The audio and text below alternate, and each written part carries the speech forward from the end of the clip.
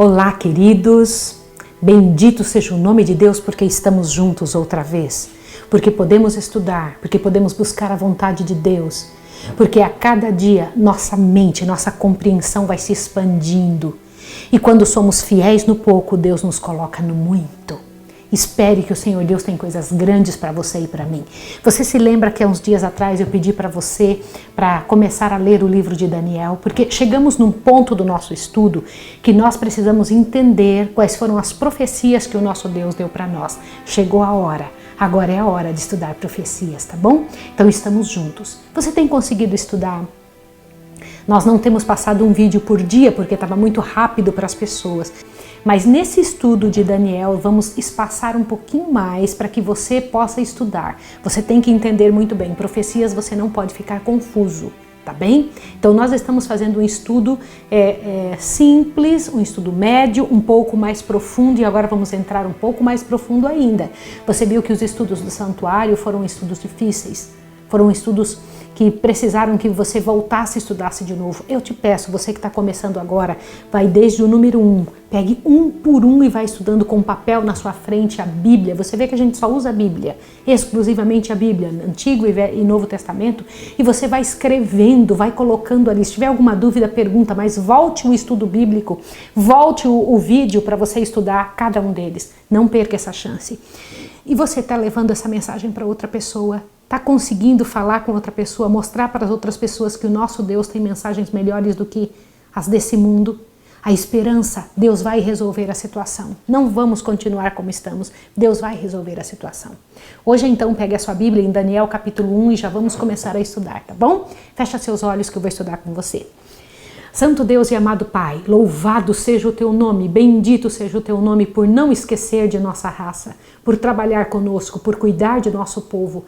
Eu te peço que agora ao estudarmos Daniel, as profecias que o Senhor graciosamente mandou para nós, o Senhor possa ser o nosso instrutor, direcionador, que o Senhor corrija as falhas, nos ajude, ilumine a nossa mente para estudar. Em nome de Jesus. Amém. Vamos lá. Então agora com o livro de Daniel na mão, eu vou te explicar uma coisa para que você entenda. Eu sei que você já leu do 1 até o capítulo 7. Você leu, agora nós vamos explicar. Em 2 estudos nós vamos chegar até Daniel 7, mas veja esse número 1. O povo de Israel, que era o povo de Deus, que Deus tinha levantado na terra para alcançar os outros povos, aquele povo onde Deus foi morar com eles, lembra? Deus disse, me faça um santuário para eu habitar com vocês.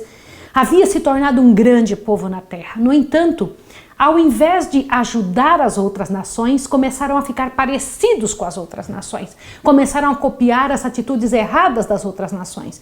E isso dá chance para o inimigo. Eu tenho que estudar com você ainda isto. O quê? Quando é que Satanás começa a agir na nossa vida?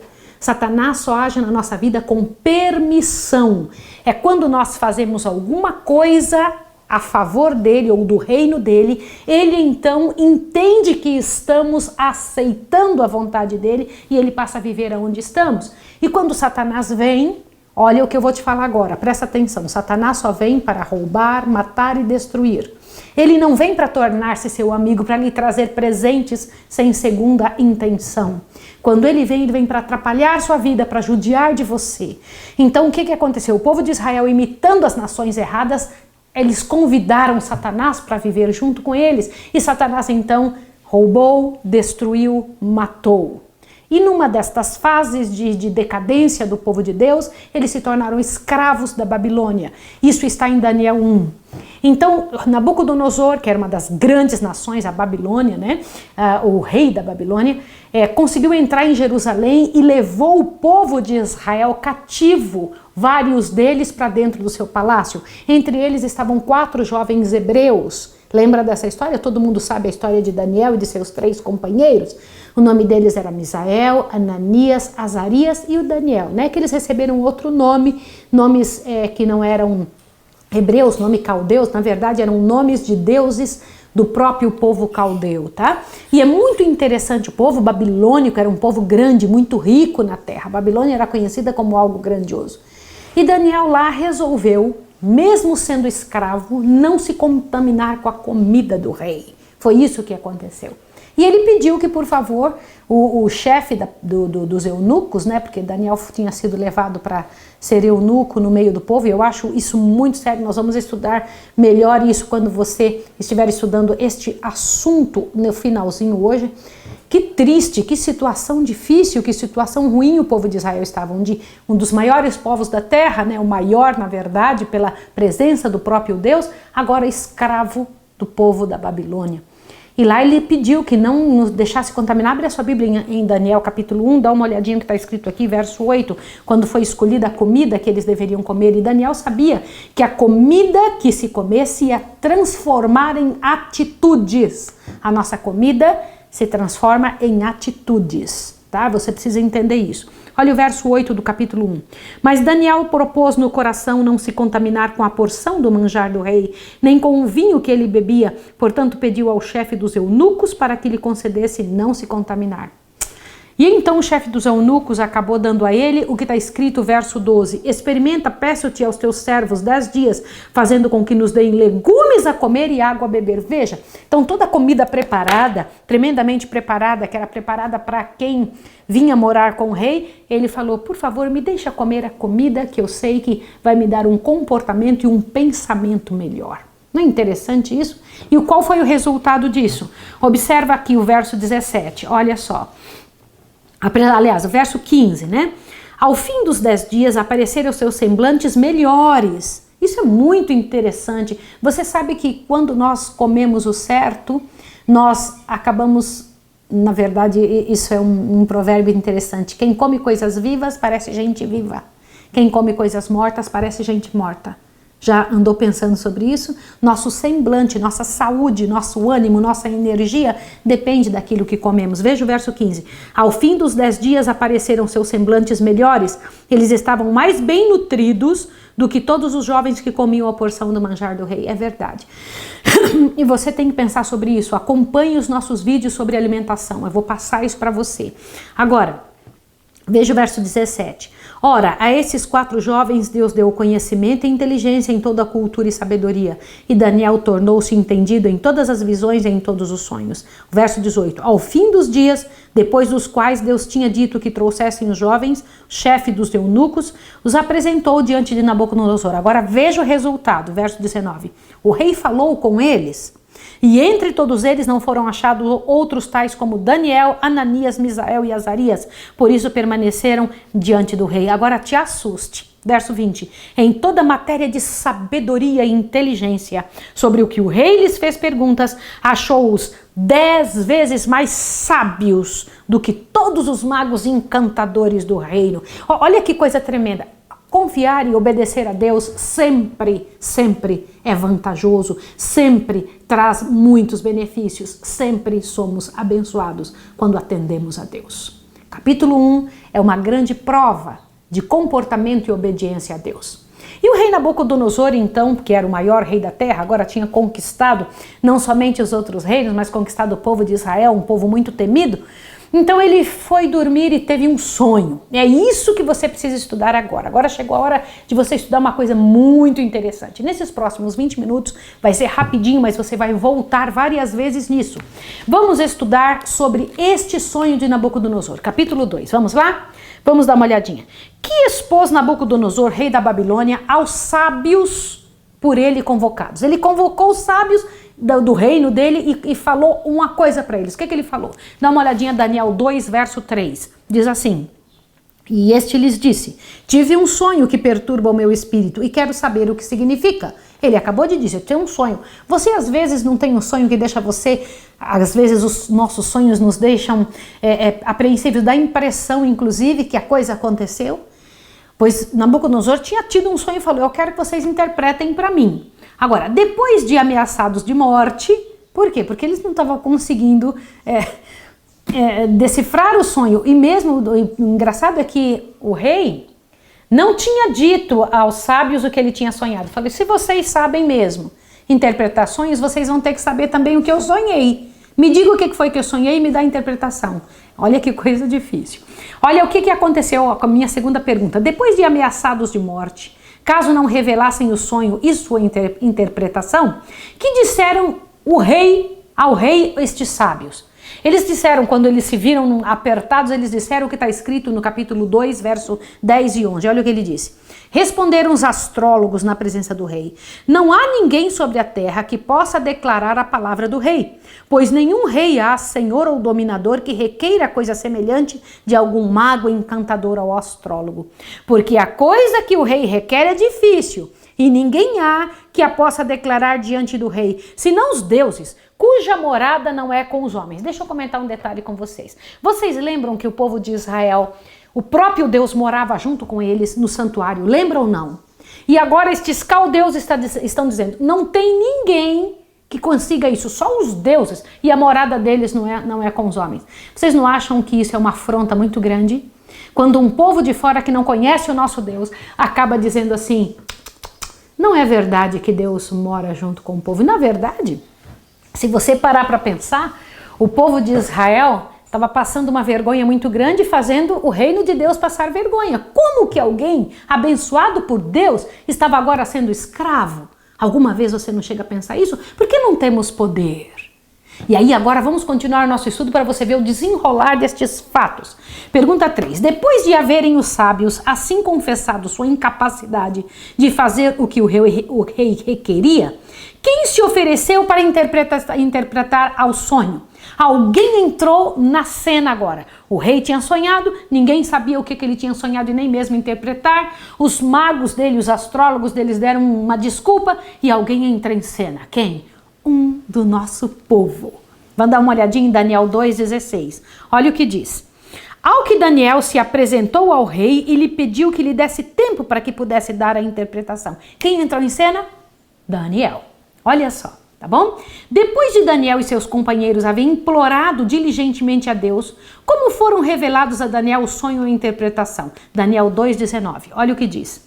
Então foi revelado o mistério a Daniel numa visão de noite, pelo que Daniel louvou ao Deus do céu. Ai, que maravilha! Daniel disse, fica tranquilo que a gente vai pedir ao Deus do céu que ele nos revele.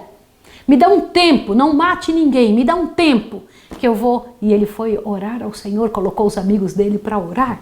Qual foi o resultado? Deus revelou para ele. Não é fantástico isso? Isso me enche o coração. Só que continua, olhe bem. Olha, ao ser levado à presença do rei, o que foi que Daniel disse? Em Daniel 2, 27 e 28, está escrito assim, olha bem. Mas há um Deus no céu, o qual revela mistérios. Ele fez saber ao rei Nabucodonosor o que há de ser no fim dos dias. O teu sonho e as visões da tua cabeça na tua cama são estas. Aí ele começa. Estando tu, ó rei, na tua cama, subir os teus pensamentos o que há de ser depois disto tudo aqui. Aquele que revela os mistérios te fez saber, ó rei, o que há de ser. Olha que coisa legal. Daniel disse o seguinte para o rei. Ele disse assim, olha, o senhor estava deitado na... Olha, Deus não só revelou o sonho, mas mostrou o que o rei estava pensando antes de dormir. O senhor estava deitado na sua cama e quando o senhor estava deitado, estava pensando, o que vai ser depois de mim, depois do meu reino? O que vai acontecer? E então Daniel disse, Deus revelou ao senhor, Nabucodonosor, o que vai ser. Não é legal isso? Agora veja o desenrolar das situações. Vamos ver o sonho em si. Que disse Daniel haver o rei visto em sonho? Daniel 28 a 31. Vamos lá? Daniel 2, 28 a 31. Vamos lá? Eu vou ler o 30 agora porque a gente já leu o 28, tá? Vamos lá. Quanto a mim, me foi revelado esse mistério, não porque eu tenha mais sabedoria do que todos os viventes, mas para que a interpretação se fizesse saber ao rei, para que entendesses os pensamentos do teu coração. Agora vamos ao sonho. Verso 31. Tu, ó rei, estavas olhando e vistes uma grande estátua. Veja essa estátua aí, observe. Esta estátua era grande e cujo esplendor era excelente. Estava em pé diante de ti e sua aparência era terrível. Não é bonito perceber essa estátua? Parece que a gente está vendo o sonho, tá? Olha que interessante. Olha só, de que eram feitas as várias partes da estátua? Olha só a pergunta agora. O 32 e o 33 diz: a cabeça da estátua era de ouro fino, o seu peito e os seus braços de prata, o seu ventre e as suas coxas de bronze, as suas pernas de ferro e os seus pés em parte de ferro e em parte de barro. Olha que interessante, não é bom? Agora observe mais esse pedacinho. Por meio de que foi despedaçada essa estátua? No sonho, o rei viu ela sendo despedaçada. Pelo quê? Dá uma olhadinha agora o verso 35, olha. Verso 34 e 35. Estavas vendo isto, quando uma pedra foi cortada sem auxílio de mãos, a qual feriu a estátua nos pés de ferro e de barro e o esmiuçou. Então juntamente foi esmiuçado o ferro, o barro, o bronze, a prata, o ouro, os quais se fizeram como as palhas de eiras do estio, e o vento os levou, e não se achou lugar algum para eles. Mas a pedra que feriu a estátua se fez um grande monte e encheu toda a terra. Não é interessante isso? Você gostou de ver essa estátua? Foi isso que o sonho da Nabucodonosor estava mostrando. Mas o que significava? Vamos lá. Com que palavras iniciou Daniel a interpretação do sonho? Isso é interessante para a gente entender. O verso 37 e 38 nos mostra uma explicação. Vamos ver a explicação? O 37 diz: Tu, ó rei, rei dos reis, a quem o Deus do céu deu o reino, o poder e a força e a majestade, em cujas mãos ele entregou os filhos dos homens, onde quer que habitem os animais do campo, as aves do céu, e fez com que dominasse sobre todos eles. Tu és a cabeça de ouro. Compreendeu agora? Entendeu? A cabeça de ouro era o reino de Nabucodonosor. Dá uma observadinha nessa estátua. Olha só. Então, a cabeça de ouro, o reinado da Babilônia, tá bem? Agora veja, eu quero que você preste atenção nessa parte aqui. Vamos juntos? Olha, o caráter do Império Babilônico é apropriadamente indicado pela natureza do material que compunha essa porção da estátua, a cabeça da estátua, tá bom? Olha, e pelo qual era simbolizado cabeça de ouro. Era o áureo reino de uma era áurea. A cidade de Babilônia, sua metrópole, de acordo com a história, atingiu uma altura nunca igualada por qualquer de suas anteriores rivais. Pense nisso. Os escritores antigos, como Heródoto, são em geral pelos arqueólogos considerados exatos, exceto certa tendência de exagerar quanto às dimensões em suas entusiásticas descrições da grande cidade com suas fortificações maciças, seus templos e palácios prodigamente ornamentados, a alta torre do templo, os seus jardins suspensos pela qual é tão famosa, né? Que se erguiam no terraço sobre terraço e que eram pelos gregos tidos como uma das 7 maravilhas do mundo antigo. Essa era a cabeça de ouro, essa era o reino da Babilônia. Agora a próxima pergunta. Qual seria a natureza do reino que se seguiria a Babilônia? O que viria avante? Olha lá, o capítulo 2, o verso 39, a primeira parte, olha lá. Depois de ti se levantará outro reino, inferior ao teu. Então, seria um reino inferior ao reino de ouro, Babilônia. Então, o segundo reino é de que mesmo? O que você encontra aí? Prata. Ouro, prata, não é? Vamos dar uma olhadinha aqui? Olha que interessante. Qual foi o último rei babilônico? Também está escrito aí, que você precisa ver em Daniel. Eu preciso que você veja aí. Daniel 5, 30 e 31. Isso é bom para a gente poder já ir observando, porque você leu Daniel 5, né? Daniel 5, 30 e 31 vai te mostrar qual foi o último rei babilônico. Daniel 5, 30 e 31 diz assim: Naquela mesma noite foi morto Belsassar, rei dos caldeus, e Dario o Medo ocupou o reino com a idade de 62 anos. Então, o próximo reino foi os medos e os persas. O grupo de prata, tá bom? Desse peito e braços de prata, tá bom? A quem foi dado o reino de Belsassar? Dá uma olhada em Daniel 5, 28. É interessante você observar isso, porque a Bíblia não esconde nenhum detalhe. Daniel 5, 28, olha lá. Pérez, dividido foi o teu reino e dado aos medos e aos persas. O próximo reino, depois da Babilônia, foram os medos e persas. Foram 2 reinos que se uniram para conseguir vencer um reino tão grande como a Babilônia. Tá bem? Isso é muito interessante. Avante. Agora a próxima pergunta. Pelo que na grande estátua é representado o Império Medo-Persa, Daniel 2:32. Vai lá, volta para Daniel 2, achou? Daniel 2:32 diz assim, ó, olha lá. A cabeça da estátua era de ouro, o seu peito e braços de prata. Então, esta parte de prata da estátua era o reino de os medos e os persas, peito e braço de pratas, tá bom? Avante. Agora vamos entender mais um pedacinho dela. Pelo que na estátua é representado a Grécia, reino que sucedeu a Medo-Pérsia. A gente já sabe, nós sabemos que o Império Babilônico foi sucedido pelo Império Medo-Pérsia e o Império Medo-Persa pelo Império Grego.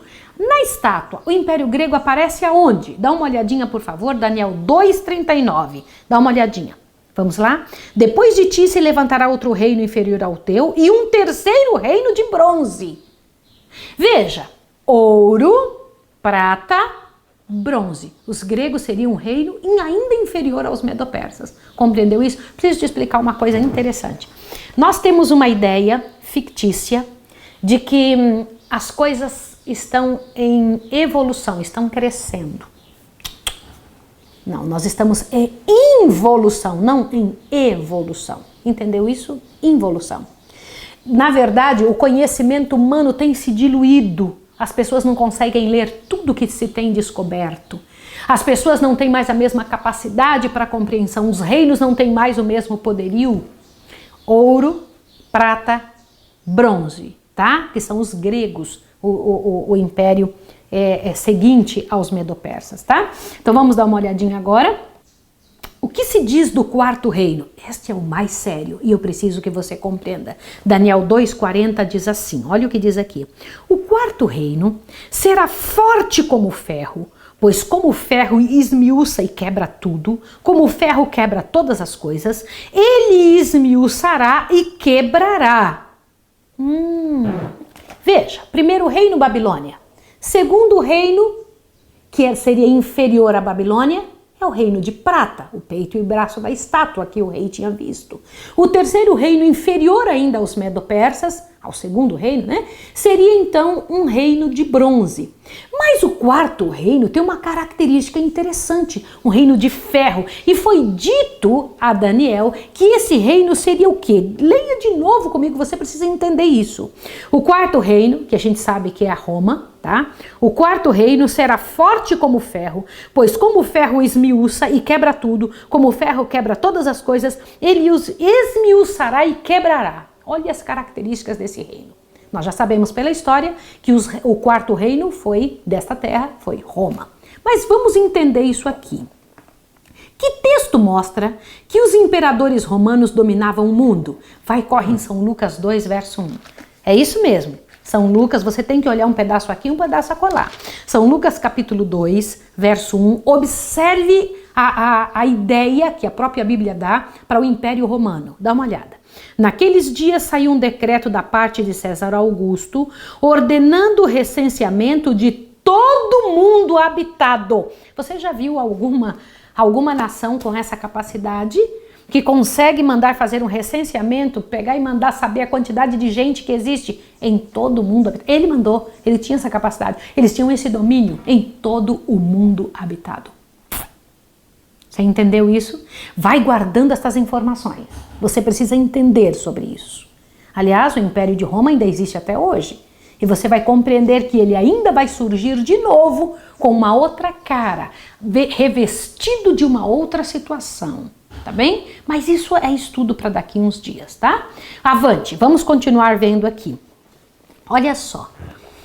Empregando o mesmo simbolismo, a imagem da escritura, o historiador profano Gibbon assim descreve as conquistas de Roma. Observa como esse historiador falou sobre as conquistas de Roma.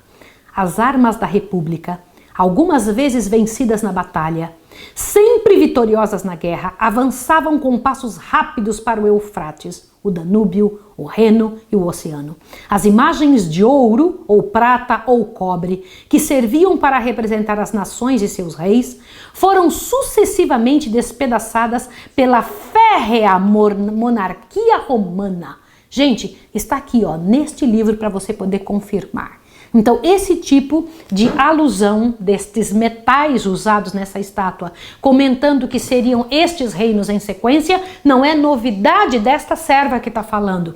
E também os historiadores, como este que eu acabei de dizer, também chegaram a essa conclusão. Então, o primeiro reino de ouro, Babilônia. Segundo reino de prata, inferior ao ouro, no caso, o reino dos dois grupos que se uniram para vencer Babilônia, Medos e persas. O terceiro reino, inferior ainda a este, foram os gregos, e que foram sucedidos pelo Império Férreo. De quem?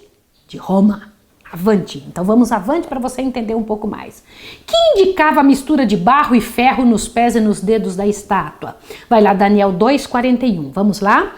Olha, quanto ao que viste, dos pés e dos dedos em parte de ferro de oleiro e em parte de ferro, isto será um reino dividido, contudo haverá nele alguma coisa de firmeza do ferro, pois que viste o ferro misturado com barro de oleiro. Lembra que os pés da estátua tinha ferro e barro misturado? Agora veja que estátua mais estranha. Eu preciso que você compreenda isso. Quando a gente vai construir alguma coisa, a base tem que ser mais forte do que a estrutura que se segue. Mas nessa estátua, o que era mais forte? A parte de cima. E embaixo, já viu ferro e barro se unir? Os pés da estátua eram ferro e barro. O que é isso? Isso é muito interessante que você observe, nós precisamos entender. Que indicava essa mistura de ferro e barro? Reino dividido, não se une. E é o que você vai observar. Guarda essas informações, guarda tudo isso no papel para que você possa compreender. Em que linguagem profética foi indicada a força cambiante dos 10 reinos do Império Dividido? Lembra? O pezinho tem 5 dedos num, 5 dedos no outro pé. São 10 dedinhos, 10 reinos no qual se dividiu o Império Romano. Olha que coisa mais precisa e interessante, tá? Mas agora veja, olha a pergunta de novo. Em que linguagem profética, força cambaleante, né? Dos 10 reinos do Império Dividido? Daniel 2:42. Como os dedos dos pés eram em parte de ferro e em parte de barro, assim por uma parte o reino será forte e por outra será frágil. Pense nisso. Gente, se nós tivermos a compreensão desses detalhes agora, vai ficar muito fácil depois. Você tem que guardar essas informações na sua cabeça. Próxima pergunta. Quais seriam os esforços que a humanidade ia tentar fazer para unir estes 10 reinos divididos a partir de Roma? Dá uma olhadinha aqui, Daniel 2:43, diz assim: quanto ao que viste de ferro misturado com barro de oleiro, misturar-se-ão pelo casamento, mas não se ligarão um ao outro, assim como o ferro não se mistura com o barro. Deixa eu comentar uma coisa com você.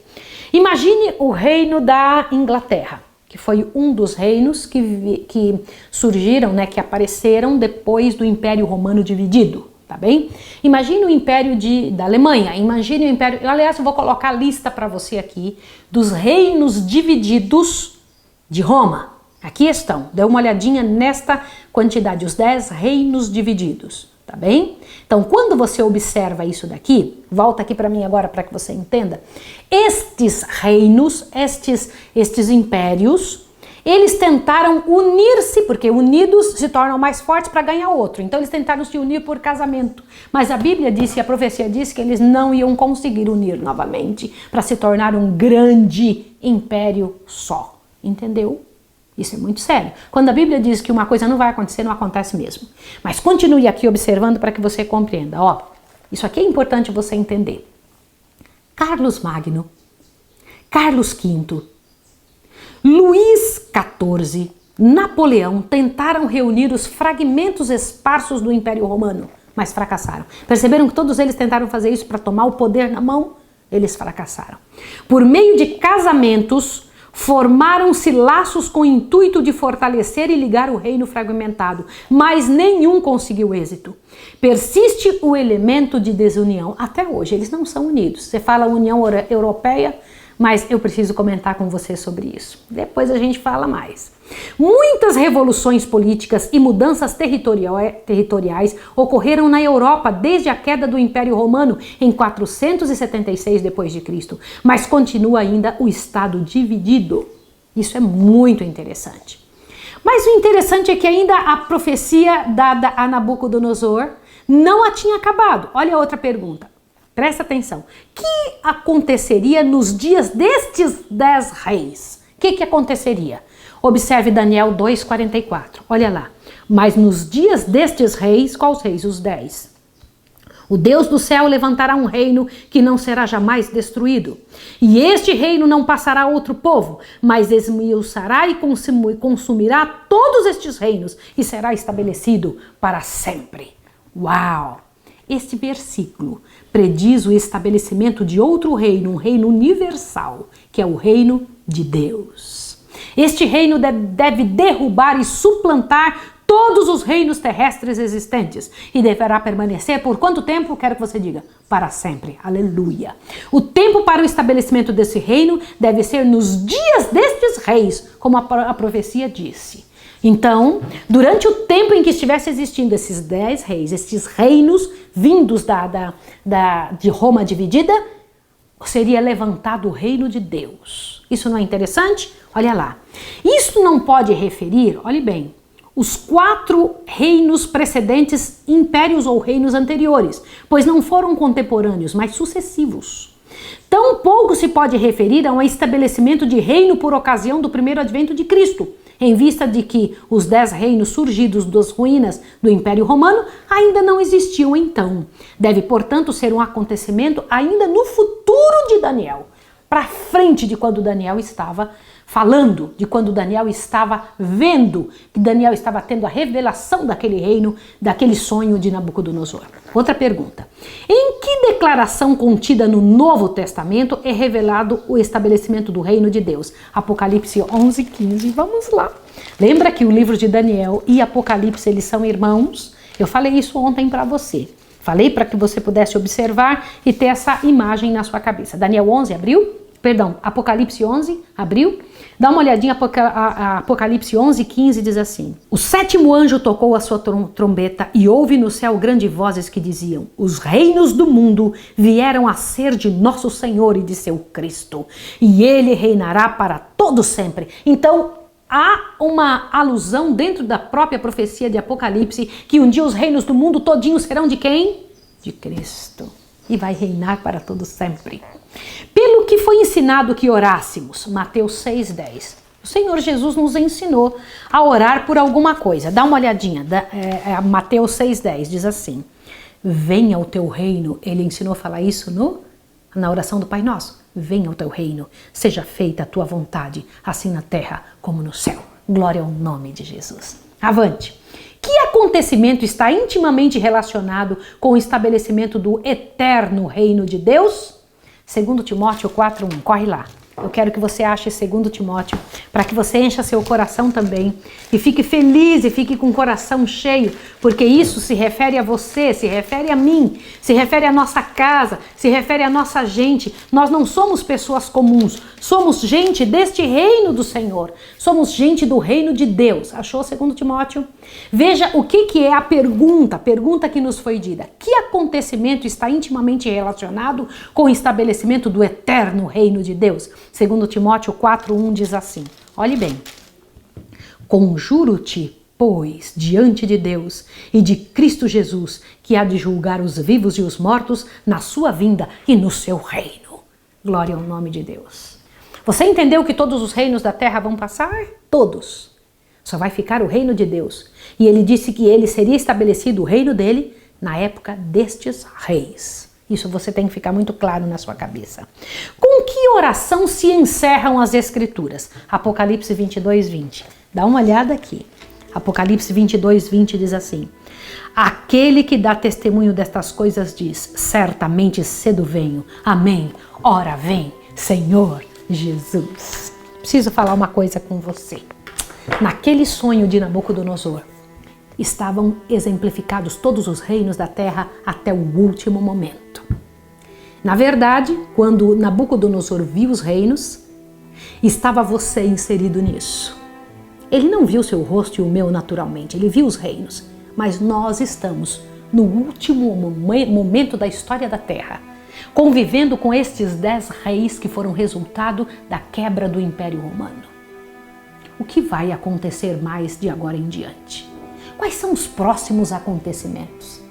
No próximo estudo nós vamos estudar as profecias num âmbito muito mais largo. Agora você já tem essa compreensão e vai poder compreender o que Deus fez. Olhe como foi. Daniel capítulo 2 tem esta quantidade de conhecimento. Daniel capítulo 7 tem isto e mais isto. Daniel capítulo 8 tem isto e mais isto. Daniel capítulo 9 tem isto, e mais isto. Daniel 10 e 11, isso. E Daniel 12 abre toda a história do final glorioso, do triunfo que nosso Deus espera que tenhamos. Vou orar com você. Santo Deus e amado Pai, obrigada, Senhor, por revelar os teus mistérios, por nos dar clareza, por nos ensinar. Abençoa-nos, fortalece-nos, encha-nos o coração, prepara-nos como teu povo para receber o teu reino, o reino que não será jamais destruído. Em nome de Jesus. Amém. Deus abençoe você e até o próximo estudo.